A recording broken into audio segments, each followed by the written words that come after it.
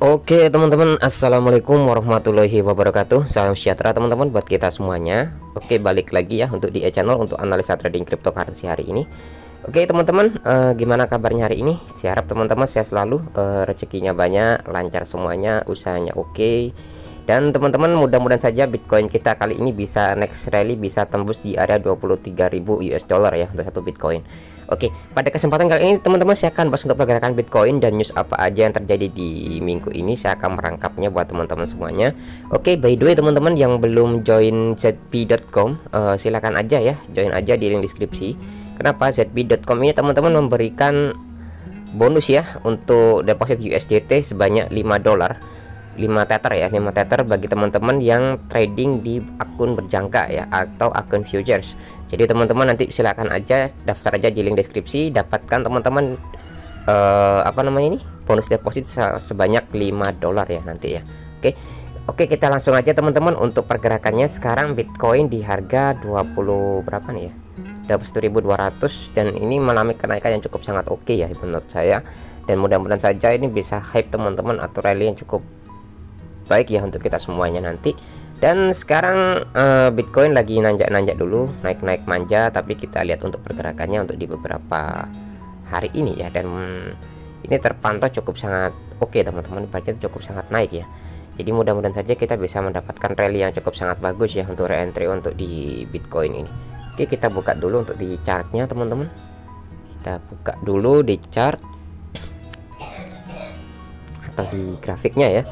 Oke, di trading view ini cukup sangat oke ya, dan ini sudah, kalau di time frame H4 ini sudah menembus moving average 200 di sini, dan di sini kemarin agak retest dikit ya, agak retest dan kemungkinan naik lagi ya teman-teman. Jadi seperti itu. Oke, dan ini sudah naik dan ini sudah breakout ya. Kemungkinan kalau tembus-tembus di area moving average 200 ini, kemungkinan besar ini kemungkinan akan bisa naik lagi ya, atau masih bisa turun seperti ini. Jadi teman-teman, tapi ini kita lihat, ini kemarin candlenya cukup sangat baik, ibaratnya tuh tidak terlalu panjang ya candle H4. Jadi ini pantulannya mudah-mudahan saja bisa tembus di area sini dulu, atau di area 22.000 ya, 22.300 ya untuk resisten awalnya. Tapi kita teman-teman, resisten awalnya itu cukup sangat masif ya. Jadi kita lihat dulu untuk di time frame-nya, ini masih kemarin hampir aja breakout, tapi masih retest lagi di sini di garis hijau yang kita buat. Jadi kita buat dulu di daily dulu ya, kita chart dulu di daily. Oke, di daily ini kemarin ini sempat saya buat tarik garis ya, tarik garis untuk di resisten. Jadi resistennya ini masih kuat teman-teman, jadi kita tunggu dulu breakout di resisten hijau. Kalau misalkan tembus ya, kita next rally bisa naik lagi ya untuk di area selanjutnya kembali. Oke, yang penting kita bersabar aja dulu. Jadi kita tunggu di area 24.000, itu paling aman teman-teman kalau mau entry sekarang. Tapi kita ini masih anomali, jadi kita harus tunggu dulu, harus lebih sabar ya, ibaratnya tuh lebih hati-hati ya untuk masuk entry selanjutnya untuk di Bitcoin ini. Karena Bitcoin ini kalau kita langsung entry, wah siap-siap teman-teman akan dikocok kembali ya. Jadi kita tunggu dulu, mau nomor aja dulu yang pas ya. Tapi kalau untuk overall menurut saya sih cukup sangat oke. Dan kita lihat dulu untuk di candle weekly.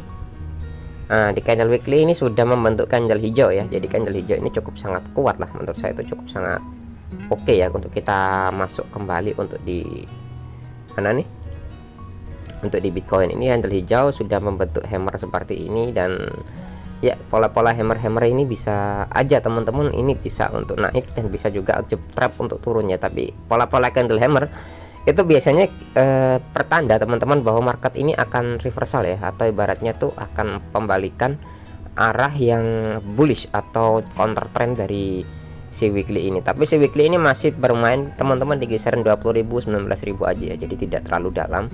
Jadi kalau mau entry sekarang pun juga oke, tapi kalau mau lebih lanjut lagi ya kita tunggu lagi untuk next beritanya lagi ya.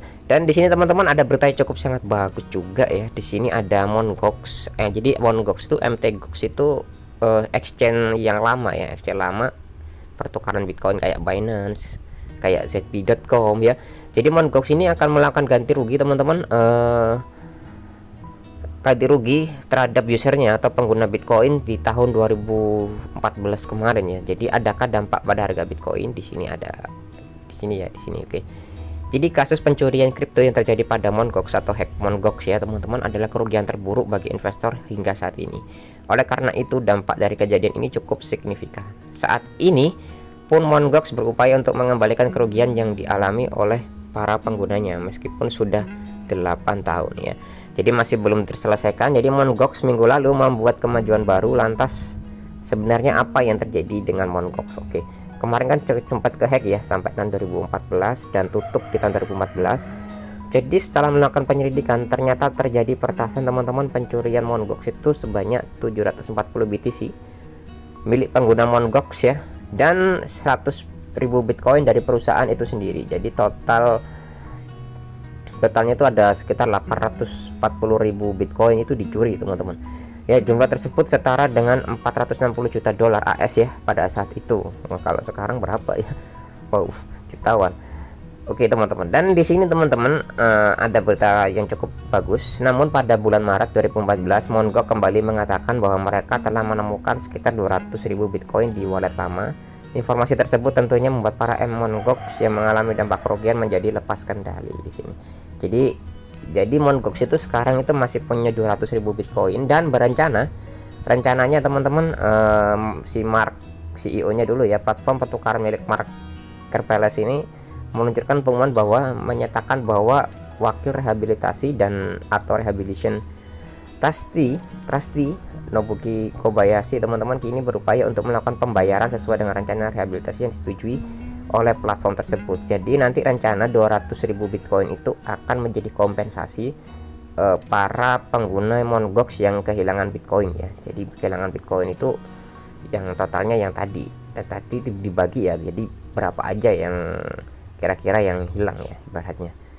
Oke, no problem teman-teman. Jadi pengadilan distrik Tokyo dibuat final mengikat pada tanggal 16 November tahun 2021 kemarin. Jadi bentuknya serta menerima semua kerugian Bitcoin mereka dalam bentuk Bitcoin atau altcoin Bitcoin Cash ya. Jadi ya mudah-mudahan saja ini bisa saja ya teman-teman. Dan di sini ada apakah ini akan terjadi Black Swan. Jadi Mt. Gox dan harga Bitcoin peluang terjadinya Black Swan. Jadi Black Swan itu adalah para pengguna yang dikasih kompensasi Bitcoin itu akan menjual Bitcoinnya teman-teman. Nah ini akan berdampak yang cukup sangat bagus ya. Dampaknya itu kurang bagus teman-teman. Jadi kalau misalkan Bitcoinnya 200.000 tadi dilepas ke pasar, dan otomatis teman-teman tekanan selling itu akan tinggi ya, dan otomatis harga Bitcoin itu akan drop. Apalagi dulu di harga Bitcoin zamannya Mt. Gox itu terakhir kali itu kalau nggak salah 400 US dollar ya tahun 2014 itu tertingginya. 2014 itu sekitar 400 US dollar. Kalau misalkan dilepas sekarang ya kenaikannya 40 kali lipat teman-teman. Jadi peristiwa Black Swan di bidang keuangan berarti serangkaian peristiwa tak terduga di pasar atau jarang yang terjadi dapat memberikan dampak besar seperti kecelakaan besar ya. Oke, saat ini Mt. Gox diyakini akses kripto sebanyak 150 Bitcoin meskipun jumlahnya saat itu lebih rendah ya. Namun harga Bitcoin terus meningkat hingga 200% sejak terjadinya kasus peretasan di sini. Oke, nah ya mungkin ada yang megang Bitcoinnya, ada yang mungkin menjual ya, tapi kita lihat aja nanti tekanannya seberapa tinggi kalau misalkan si Mt. Gox ini ngasih ibarat itu ngasih kompensasi ya kepada usernya. Oke, dan di sini teman-teman ada Decrypt.co, sempat saya baca ini. Dan ini teman-teman, Putin menandatangani larangan pembayaran kripto di Rusia. Jadi langkah drastis itu muncul setelah sinyal berakam dari para pemimpin dan regulator Rusia ya di sini.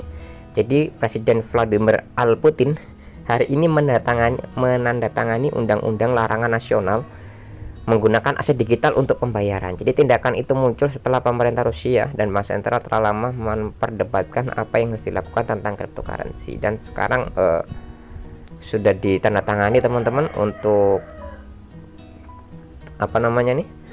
larangan penggunaan kripto ya Rusia. Jadi dilarang untuk mentransfer atau menerima aset keuangan digital sebagai pertimbangan untuk barang yang ditransfer ya teman-teman di sini. Jadi pekerjaan yang dilakukan, layanan yang diberikan, serta dengan cara lain yang memungkinkan seseorang untuk menerima pembayaran barang, karya, layanan atau oleh aset keuangan digital kecuali ditentukan lain oleh undang-undang federal. Di sini ada undang-undangnya diaplikasikan ya, yang diterjemahkan oleh Google Translate, dan ini cukup impactnya. Tapi Rusia ngeban ini malah naik ya. Heran. Oke, baik, kita lihat itu teman-teman di berita CoinDesk. Nanti kita analisa saja untuk dirangkum untuk di akhir ya. Oke. Dan di sini teman-teman Celsius mengakui ada lubang ya, mengakui lubang sebanyak 1, miliar dolar di neraca. Jadi berita itu muncul setelah pemberi pinjaman kripto ya sakit mengajukan perlindungan kebangkrutan atau kolaps ya pada hari Rabu kemarin. Oke, Celsius Network memberi pinjaman kripto yang kekurangan likuidasi, menangguhkan penarikan, memiliki lubang sebanyak 1, miliar dolar ya di neraca ya. Jadi menurut pengajuan pengajaran baru dari mitra nasihat perusahaan Kirkland dan Ellis di sini. Jadi dokumen tersebut diajukan ke pengadilan kapitalis AS di distrik selatan New York, menunjukkan bahwa Celsius memiliki aset sebanyak 4,3 miliar dan kewajiban membayar itu 5, miliar. Jadi totalnya itu kurang minus 1, miliar dolar di sini. Dalam daftar asetnya, Celsius mengklaim memiliki sekitar 600 juta dolar dalam bentuk Celsius. Namun perusahaan mencatat bahwa mengajukan total kapitalisasi pasar untuk Celsius pada Juli kemarin sekitar 12 Juli kemarin ya, sekitar kira-kira 170 juta US dollar di sini. Dan di sini ada liabilitasnya, nanti teman-teman bisa baca semuanya. Oke ya, nanti kita bisa analisa untuk selanjutnya nanti. Dan mudah-mudahan saja teman-teman ini Celsius cepat berakhir. Kripto ini di beberapa bulan ini atau beberapa bulan kemarin itu cepat dipukul habis-habisan. Dan di sini teman-teman Ripple siap menyediakan lawyer-lawyernya ya. CEO Ripple mengatakan ketika semuanya sudah siap dan selesai, perusahaan akan menghabiskan lebih dari 100 juta dolar untuk biaya hukum melawan SEC. Jadi sudah mempersiapkan 100 juta dolar untuk SEC di sini. Tapi kita lihat aja nanti teman-teman untuk nextnya. Dan di sini kita untuk berita paus. Ini 1 jam aja yang lalu teman-teman ada sekitar 3000 Bitcoin ditransfer dari Coinbase ke wallet ya. Ini ada yang nyerok teman-teman, ada yang nyerok juga. Ada 1200 Bitcoin ya, ini diserok lagi teman-teman dari Coinbase ditransfer ke wallet. Dan ini ada 2000 Bitcoin ditransfer dari Coinbase ke wallet. Ini banyak Bitcoinnya yang keluar teman-teman dari Coinbase di sini. Oke ya, dan di sini ada juga Sapo juga teman-teman, Bitstamp, SRP dan kawan-kawan ini juga luar biasa ya, dan masih banyak lagi. Dan ini Bitcoin yang cukup tinggi ini teman-teman yang perhatian saya ya. Ini ada apa nih, ada paus yang nyerok di area-area situ ya. Oke, dan mudah-mudahan saja teman-teman ini peluang yang cukup sangat bagus dan memberikan hype yang cukup sangat oke ya untuk si Bitcoin ini. Dan mudah-mudahan saja nanti untuk next rally Bitcoin kita ini bisa bener-bener naik atau ngepam teman-teman, mudah-mudahan saja. Oke ya, jangan penting teman-teman sabar aja. Ini Simon Gok juga ada berita baik juga, tapi ya takutnya nanti impactnya kalau setelah Bitcoinnya lepas teman-teman ya siap-siap tekanan selling atau tekanan jual belinya ini akan lebih tinggi lagi. Oke, sekian dari saya teman-teman. Saya Edo ya untuk hari ini. Selamat hari Minggu teman-teman. Selamat beraktivitas kembali. See you di next video.